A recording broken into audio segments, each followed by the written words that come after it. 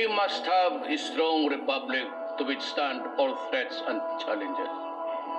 Today's reality demands, necessitates, an armed forces that is strong. Ang gawain ko sa pera muna is I will build a credible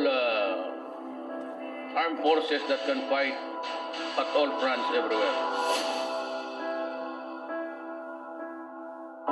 I will leave the Philippines with a very strong military.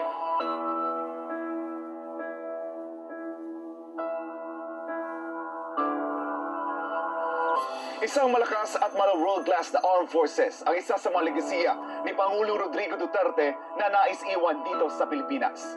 Sa pamamagitan ng pagmamodernisa ng kagamitan at pagpapalakas ng tauhan, inaasahan na sa pagtatapos ng kanyang termino, ang kapayapaan at kayusan ay hindi na imposible sa bansa.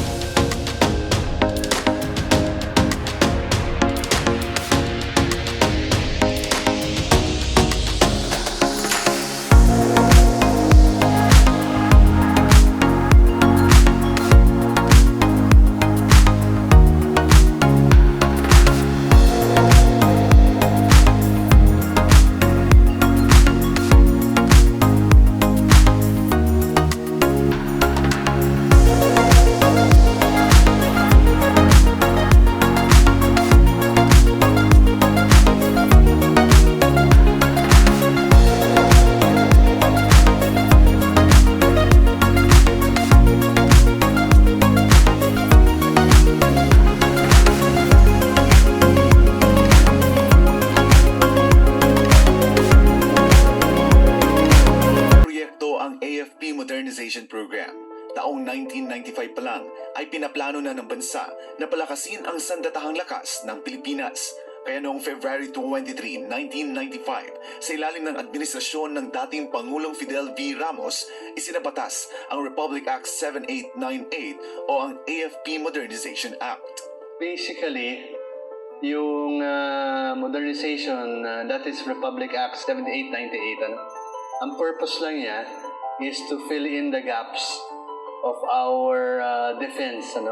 Halimbawa, may kulang tayong helicopter, may kulang tayong aeroplano, may kulang tayong asset, punuan muna. Pero wala talagang long-term plan. Nasa 331 billion pesos ang target na budget para sa modernisasyon ng sandatahang lakas sa loob ng 15 taon. Pero dahil sa krisis sa ekonomiya noon, nasa 56 bilyong piso lang ang nailaan para sa programa. Kasi at that time, tatandaan natin, nagkaroon ng financial crisis ang Asia.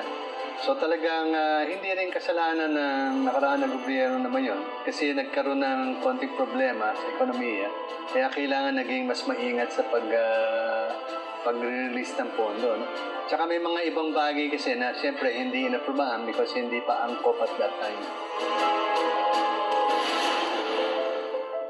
2012 na naging mainit muli ang usapin ng West Philippine Sea sa panahon ng Administrasyong Aquino, kung saan pinag-aagawan ang naturang teritoryo sa pagitan ng mabansa, partikular na ang Pilipinas at China.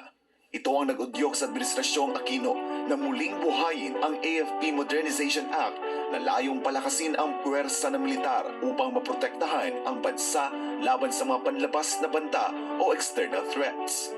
Kaya siya revised dahil napaso na yung naunang batas, yung sinabi kong RA 7898. Napaso na siya noong 1995. So dahil sa paso na siya, kailangan magpasa tayo ng panibagong modernization law.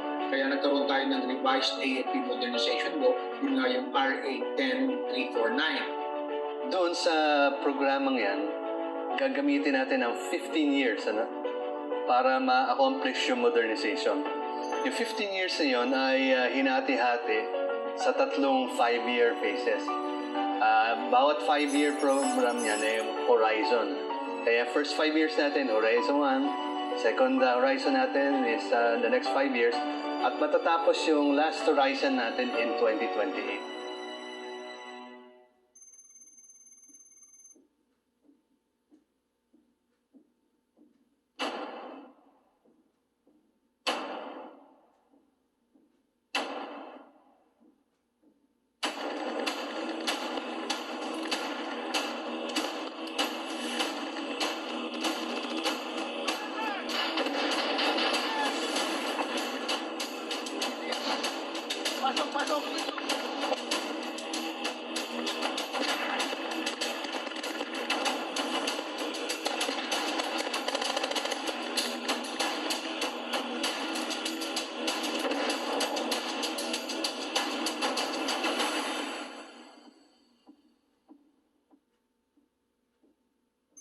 Mayo 23 ng taong 2017 nang nilusob ng mga miyembro ng Mauti Group ang Marawi City na pinaniniwala ang tagasunod ng ISIS. Nagtagal ng halos 5 buwan ang kagimbal-gimbal na bakbakan sa pagitan ng puwersa ng pamahalaan at ng militanteng grupo kung saan nag-iwan ito ng malaking pinsala sa mga infrastruktura at matinding takot sa mga residente. Higit 1,000 ang nasawi matapos ang gyera na kinabibilangan ng mga puwersa ng pamahalaan, mga sibilyan at sa panig ng teroristang grupo. Itong karumal-dumal na pangyayari sa Marawi ang nagtulak sa Administrasyong Duterte na lalo pang palakasin ang puwersa ng sandatahang lakas laban sa terorismo. But we should be prepared. We should be prepared for any event. Just like any other country in the world. We have to have a strong armed forces. We have to have a military that can really protect the people and the integrity of this republic. Nakita niya talaga na current threats are already here and that we must address it. And we must prevent the emerging and future threats. Dapat maaga pa lang, nare-resolve na natin. And the only way to do that is to prepare, to have the equipment ready, to have a personnel ready, to have a modern army that can address it. To decisively address insurgency and terrorism, we are working doubly hard towards a stronger and more credible national defense system for the country. We continue to strengthen the defense capability of the AFP as a deterrence against terrorist, lawless elements, and other threats. Inaprubahan ni Pangulong Duterte ang 300 bilyong pisong pondo para sa kilawang bahagi o ang Horizon 2 ng revised AFP modernization noong Hunyo 20 taong 2018. 4 na beses ang laki ng pondo kumpara sa una ang inilaan ng Duterte administration sa Horizon 2. In the next 15 years, para sa itong horizon na ito, that spans from 2013 to 2027, yan yung 15-year period para sa revised AFP modernization program. Ang priority by horizons na pipili natin are those that would address yung priority areas natin. Yung maritime security, internal security operations, at saka humanitarian assistance and disaster response.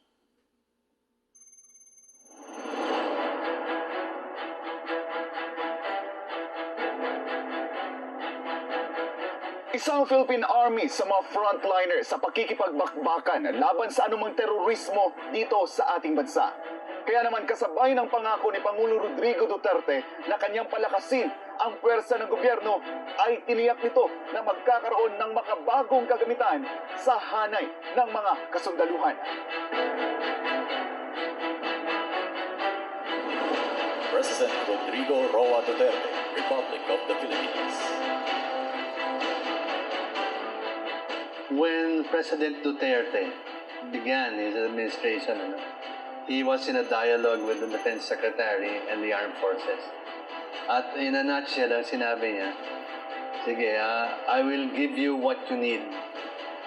Kaya sinasabi niya palagi, naaalala niya sa mga speech niya, kung anong kailangan niyo, ibibigay ko sa inyo. And that's what he has done basically. Sa ilalim ng Horizon 2 ay nakatutok ang pagbili ng mga kagamitan sa pagpapaigting sa ugnayan ng 3 sangay ng sandatahang lakas sa layong maprotektahan ang bansa.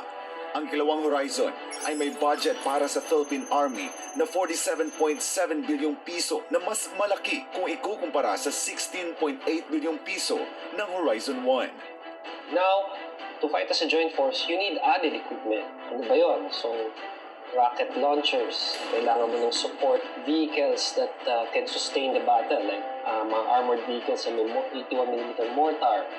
Kailangan mo ng armored vehicles that can fight together. Kasi dati kung puro bundok lang, ngayon hindi na. Kailangan may mobility ka na. So meron ka ng mga light armored vehicles. No? Bukod doon, kailangan mong artillery, mga kanyon. No? So yung mga yan ang mga binili natin for the second horizon. No?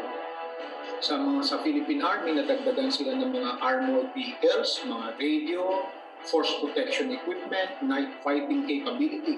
Napakahalaga niyan, lalo na sabi natin for protection and night fighting capability sapagkat kung dati-rate, pag dumilim ay either nag-slow down ang ating conduct ng operation o yung ating tinatawag na operational tempo o kaya nag-stop talaga tayo, kasi gabi, ngayon, with the advent of this night fighting system, ay mas sigit na natin kayang mag-operate day or night. At meron na tayong mas sigit na kakayahan na gapiin o talunin ang ating mga kalaban kahit sabihin they have a relative mastery of the terrain. In essence, yun dun naglalaro yung procurement natin for the Army. It's basically troop support. No? Equipment, yung kanilang living conditions, we have to give them what they need para they can fight properly. Kaugnay nito, bumili ang pamahalaan ng mga makabago at malalakas na kagamitan tulad ng 40mm grenade launcher revolver, 155mm towed howitzer, rocket launcher light,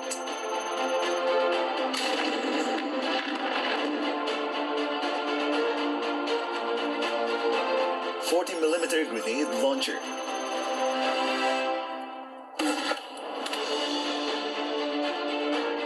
60mm mortar, designated marksman rifle. Nakakuha rin ang Philippine Army ng mga bagong sasakyang pandigma tulad ng mga armored carriers at M113 firepower upgrade mula sa Israel. Mga 6x6 truck mula Korea, all-terrain vehicle, at mga troop carrier.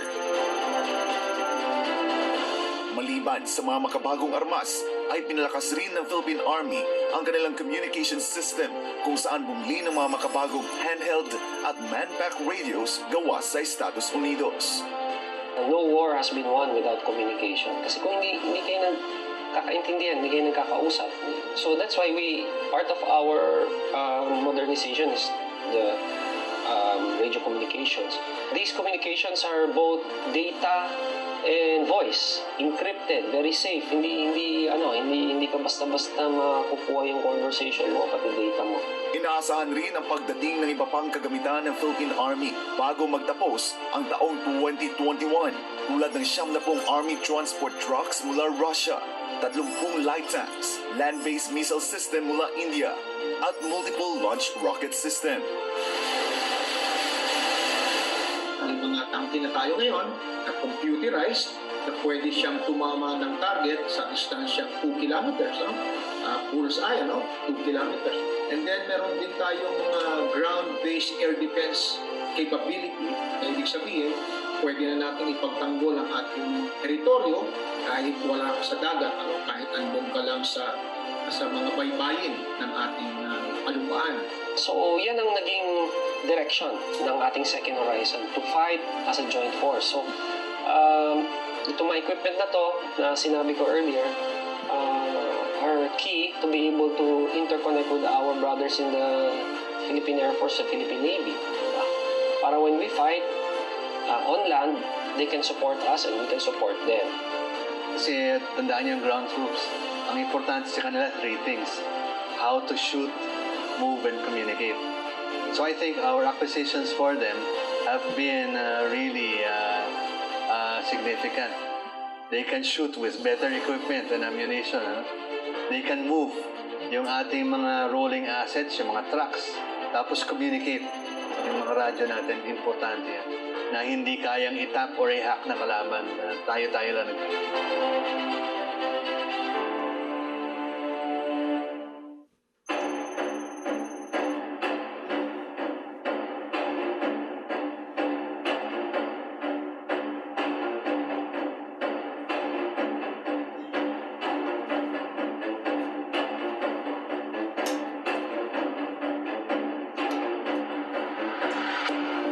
But one thing is very sure.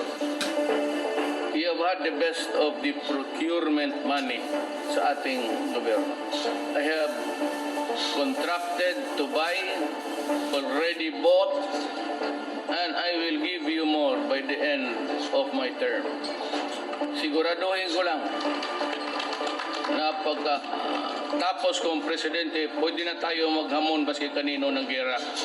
We can challenge everybody.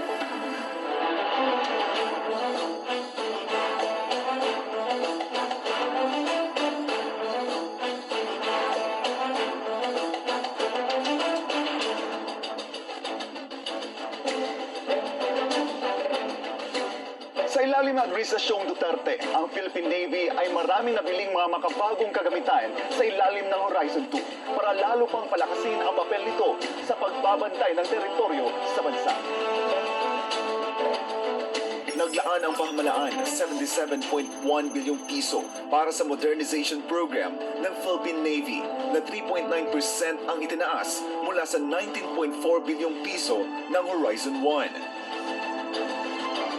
Sa unang pagkakataon ay nagkaroon ng makabagong kagamitan ang Philippine Navy na mga guided missile frigate, ang BRP Jose Rizal at BRP Antonio Luna na dumating noong 2020 at 2021 mula sa South Korea. For the first time in our history, meron na tayong mga assets na guided missile capable.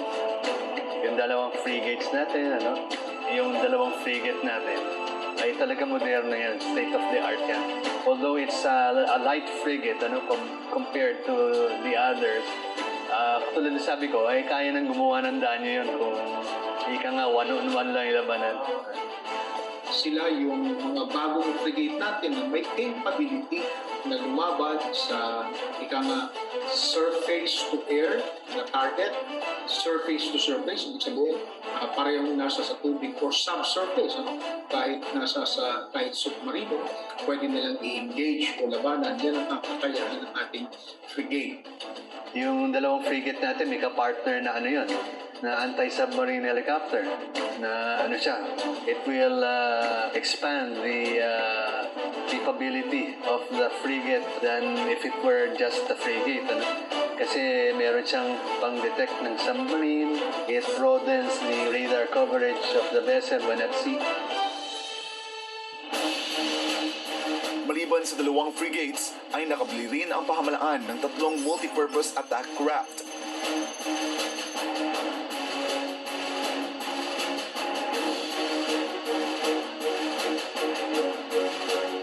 Walong amphibious assault vehicles.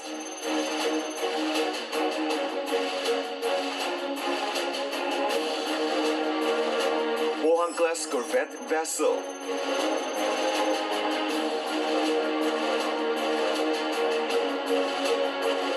Dalawang landing docks.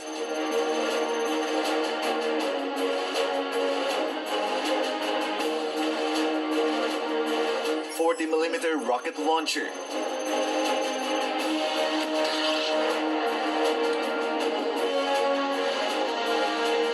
At Scan Eagle and manned aerial system.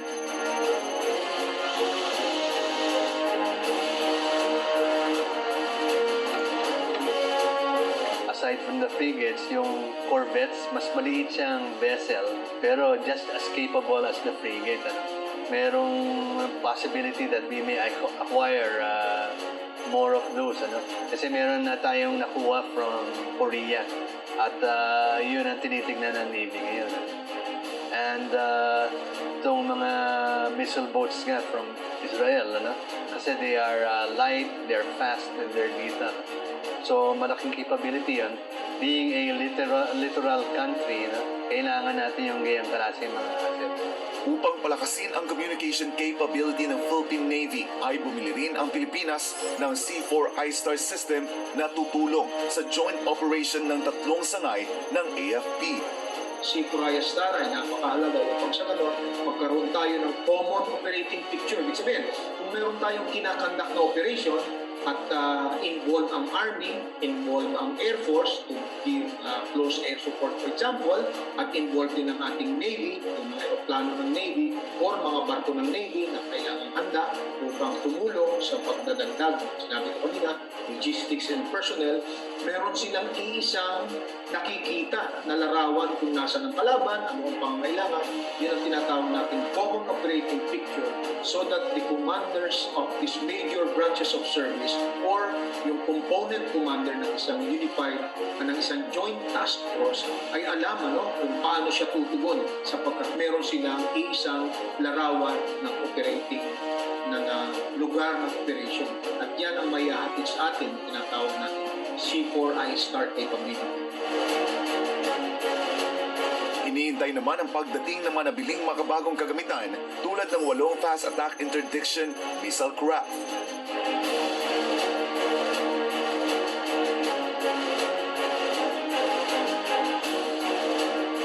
6 na offshore patrol vessels.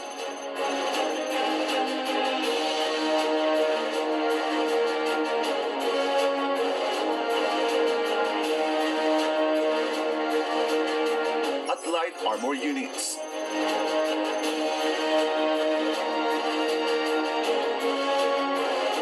Bumili rin ng mga 30mm ammunitions, 76mm automatic main cannons at 30mm secondary cannons para sa 2 frigate.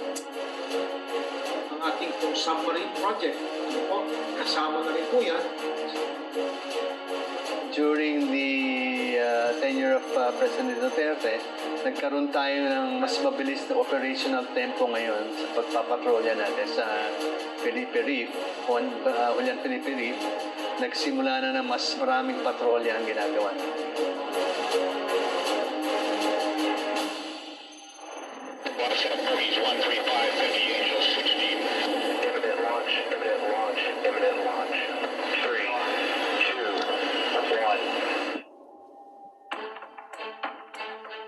Hindi lang ang Philippine Army at ang Philippine Navy ang pinalakas ng Administrasyong Duterte.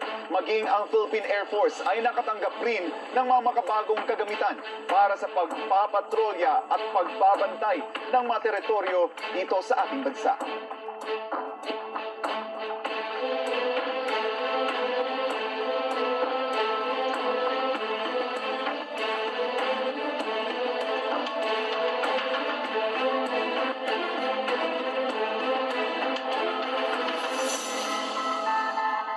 Remember the old joke na the Philippine Air Force is all air, no force? Ngayon, it's no longer true. We now have assets that are flying, that are capable, nagamit na natin. It's tangible, mahahawakan mo, ito na. Hindi ka doon dati, puro drawing lang. For one reason or another, ayaw tayo bentahan or hindi tayo makabili. Ngayon, they're there.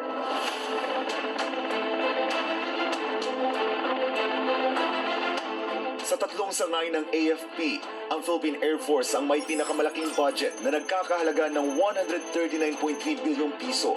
Mas malaki rin ito kung ikukumpara sa 19.4 bilyong piso noong Horizon 1. So kasama na sa mga nakalista na bibilhin para sa Air Force ay ang mga karagdagang kagamitan, mga sasakyang panghimpapawid.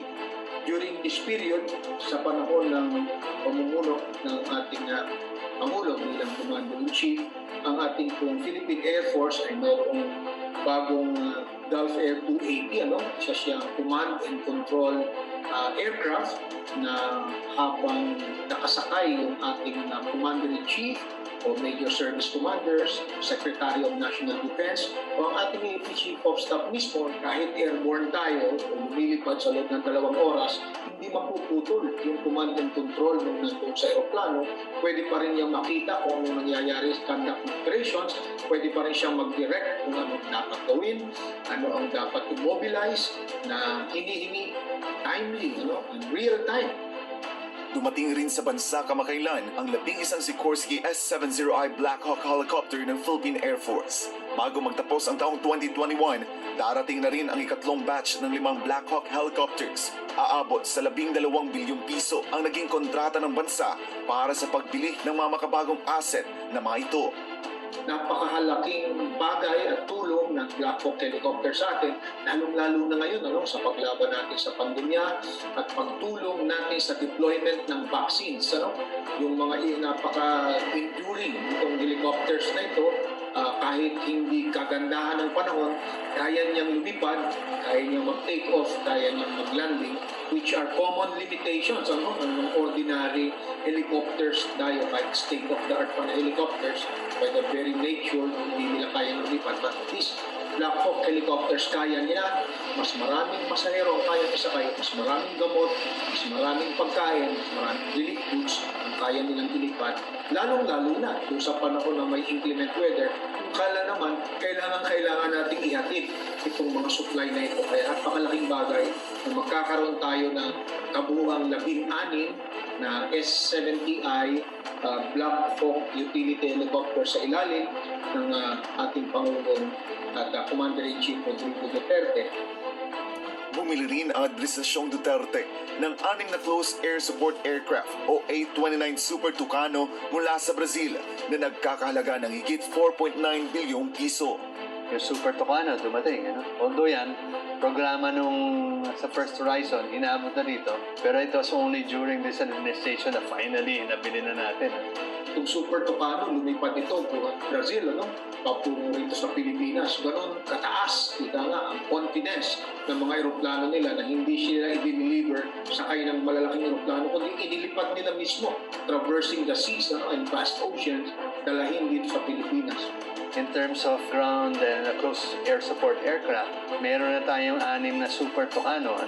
Yung mga yan, although it's propeller driven, high performance yan, kaya capable siya ng multiple types of missions.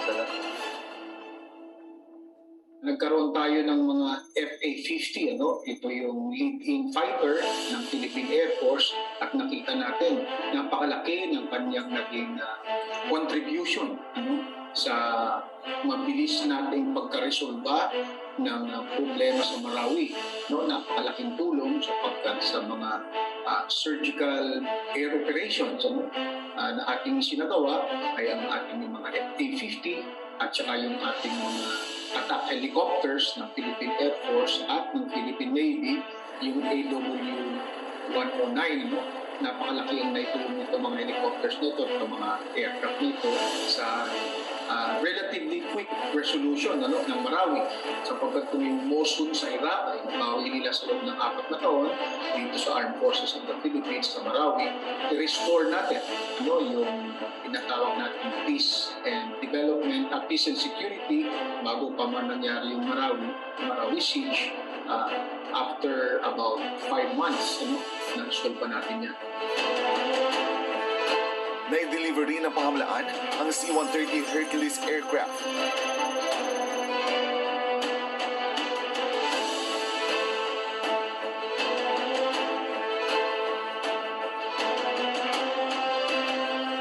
FA-50 flight simulator.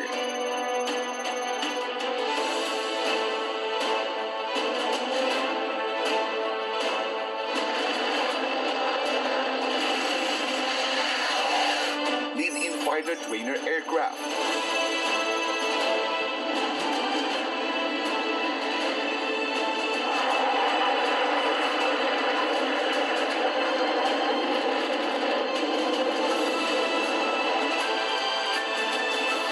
Basic support system, radar Lubang Lot 1.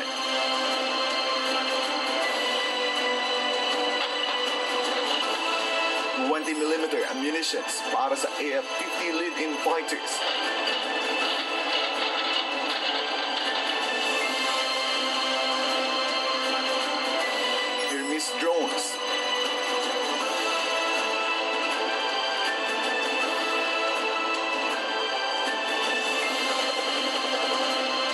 contra-attack helicopters.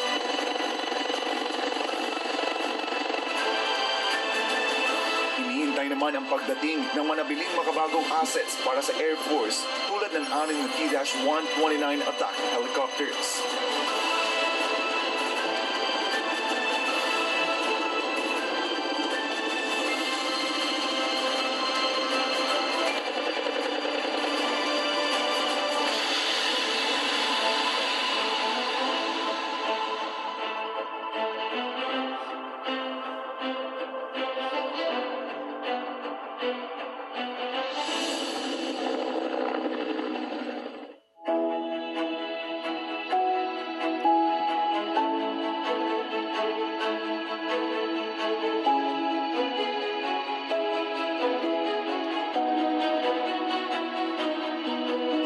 Tatapos ang modernization program ng Armed Forces of the Philippines sa pagbili ng mga makabagong kagamitan dahil maging ang madoktrina at pagsasanay sa mga tropa ay pinalalim at pinaigting rin ng administrasyon upang mas maging epektibo sa pangangalaga ng panloob at panlabas na seguridad ng bansa. No amount of modern equipment kung ang ating pong sundalo ay makaluma pa rin yung kanilang attitude at pag-iisip.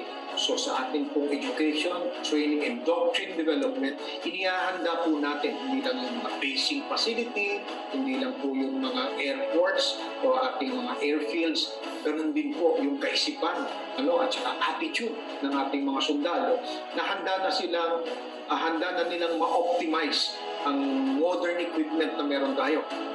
Ang center talaga is the individual soldier. Okay? Kasi you may have the best radio, the best firearm, the best combat vehicles, but you don't have personnel who can adequately operate them or intercommunicate using them, you will be defeated. So, above all this equipment that we're purchasing, ang importante really is yung development ng kasundaluhan natin to be able to adapt and learn. Starting next month, incremental increase na ang sweldo ninyo. Pangako ko, dublado. You will get it. Ito ang tanda I cannot make you happy. But ito ang i-guarantee ko. Remember this afternoon. I can make your lives comfortable habang hindi kayo nagtatrabaho pa tayo. Sa kabutihang loob po ng ating Pangulo, dinagdagan niya po ang sweldo ng mga sundalo. Kaya kami po ay talagang masaya at nagpapasalamat. Bakit po kaninyo? Sapagkat sa patuloy na pagtaas ng bilihin at level ng pamumuhay, ay napakalaking bagay po na tumataas din ang sweldo ng inyong mga sundalo sapagkat mas meron po tayong focus sa ating trabaho kung alam natin ang ating mga anak ay makapag-aaral sa mabuting eskwelahan, ang pangangailangan sa pangaraw-araw ng ating pamilya ay natutugunan sapagkat sapat ang halaga na ating naiuwi sa ating pamilya at higit sa lahat, yung pong taas ng moral, yung ligaya ng puso, ika nga, na alam mo na mahal ka ng iyong commander-in-chief, mahal ka ng iyong mga commanders na tinitingnan nila yung kapakanan, hindi lamang kapakanan mo, kundi kapakanan ng iyong pamilya.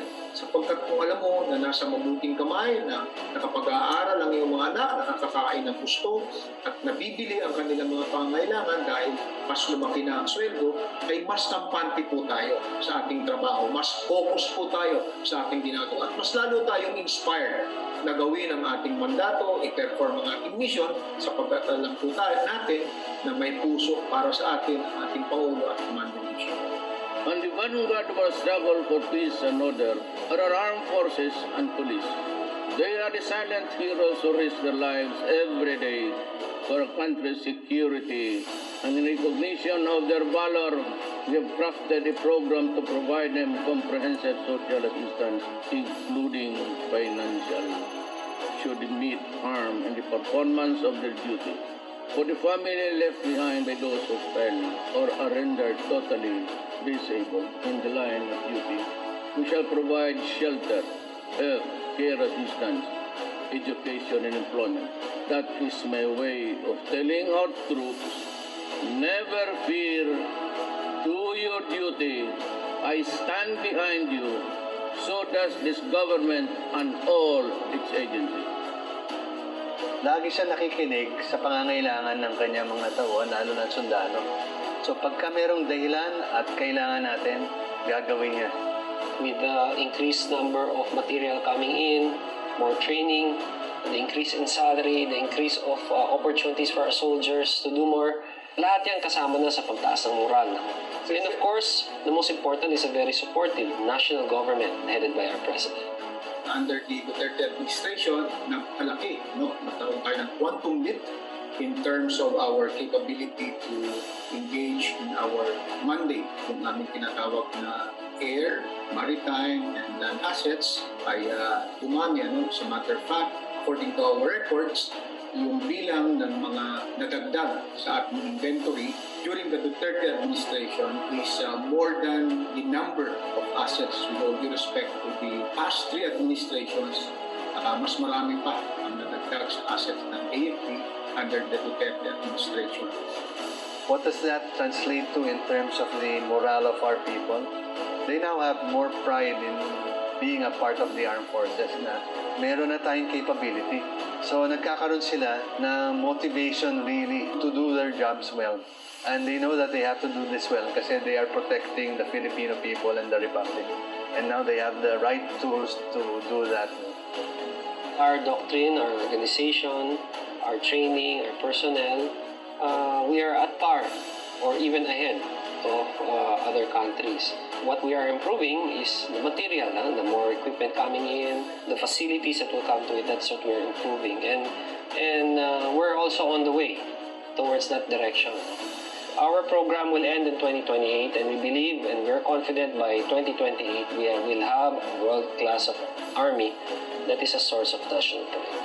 So, all in all, ito po ang sanhi kung bakit ang mga sundalo, sailors, marines, airmen, and soldiers ay inspired sa kanilang ginagawa na pagtupad sa kanilang misyon sapagkat alam nila at sila ay tunay na nakaramdam ng pagmamalasakit sa kasalukuyang administrasyon na masasabi natin na tunay na nagparamdam ng pagkalinga sa kanyang mga sundalo, lalong-lalo na kung hindi pa magkaroon ng pandemic, siya ang nag-iisang commander-in-chief na nakarating sa pinakamarami na mga military camps sa buong bansa. Mga kampo na karamihan ay hindi man lang minsan man naapakan ng kanilang commander-in-chief, subalit sa kasalukuyang Pangulo natin, ang commander-in-chief, narating, napuntahan at personal na nakita at nakamayan ng ating Pangulo ang ating mga sundalo na naglilingkod sa frontline. To us, soldiers, yung gesture na yun, yung pagpapakita ng malasakit, partikular sa pakikipagdaupang palad ng ating commander-in-chief ay walang katumbas na halaga. So when he steps down, I think he can safely say na malaking bagay na yung nagawa ng kanyang administrasyon for the armed forces. In spite of what anyone else will say. Kasi tangible naman yung results. Sa ngalan po ng Sandatang Lakas ng Pilipinas, kami po ay nagpupugay, nagpapasalamat sa ating mahal na Pangulo, sa ating Commander-in-Chief, President Rodrigo Roa Duterte, sa napakalaking suporta po niya, hindi lamang sa sweldo ng mga sundalo, sa kapakanan ng mga sundalo, at higit sa lahat, sa kakayahan ng kanyang mga sailors, airmen, soldiers, and marines to fight and perform its mandate under the Constitution. So, ang amin pong pagpupuri at pasasalamat ating mahal na Pangulo. Ipinagmamalaki naman ni Pastor Apollo C. Quibloy ng The Kingdom of Jesus Christ ang ginawa ni Pangulong Rodrigo Duterte sa pagpapalakas ng Armed Forces of the Philippines na aniya ay hindi may kukumpara sa mga nagawa ng nagdaang mga administrasyon.